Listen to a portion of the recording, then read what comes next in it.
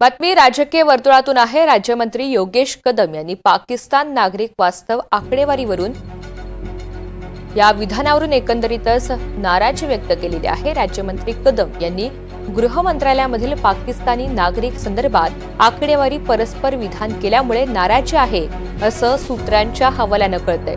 CM आणि गृह मंत्रालयामध्ये वरिष्ठ अधिकारी यांच्यामध्ये नाराजी आहे अशी माहिती सूत्रांच्या हवाल्यानं समजते। आकडेवारी शहानिशा न करता परस्पर विधान केलं त्यामुळे सध्या नाराजी असल्याचं समजतंय। एनडीटीव्ही मराठीला सूत्रांनी ही माहिती दिली आहे। सागर कुलकर्णी आपल्या सोबत आहेत अधिकची माहिती देण्यासाठी। सागर, नेमकी नाराजी कोणत्या कारणाने आहे? मुळात पाकिस्तान नागरिकांची संख्या त्यांच्या संदर्भात काही विधानं गृह राज्यमंत्री योगेश कदम यांच्याकडून देण्यात आली। अर्थात आकडेवारीच्या संदर्भामध्ये तात्काळ लगेच राज्याचे मुख्यमंत्री आणि गृहमंत्री देवेंद्र फडणवीस यांनी योगेश कदम यांची जी दिलेली माहिती आहे ती फेटाळून लावण्यात आली। पण अतिशय संवेदनशील हा विषय आहे। सध्या मुळात केंद्रीय गृहमंत्री आणि राज्याचे गृहमंत्री यांची दूरध्वनीवरून संवाद सुरू आहेत।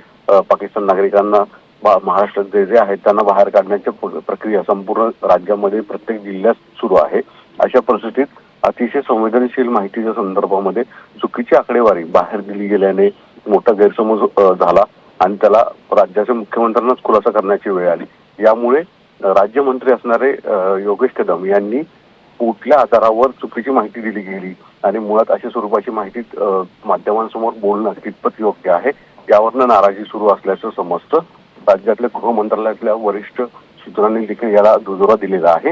कुठे ना कुठेतरी संवेदनशील विषयाच्या संदर्भामध्ये माध्यमांमध्ये विधान करणं योगेश कदम यांचं गृह मंत्रालय आणि स्वतः मुख्यमंत्र्यांना आवडलेलं नाही हे यावरनं दिसून येत आहे।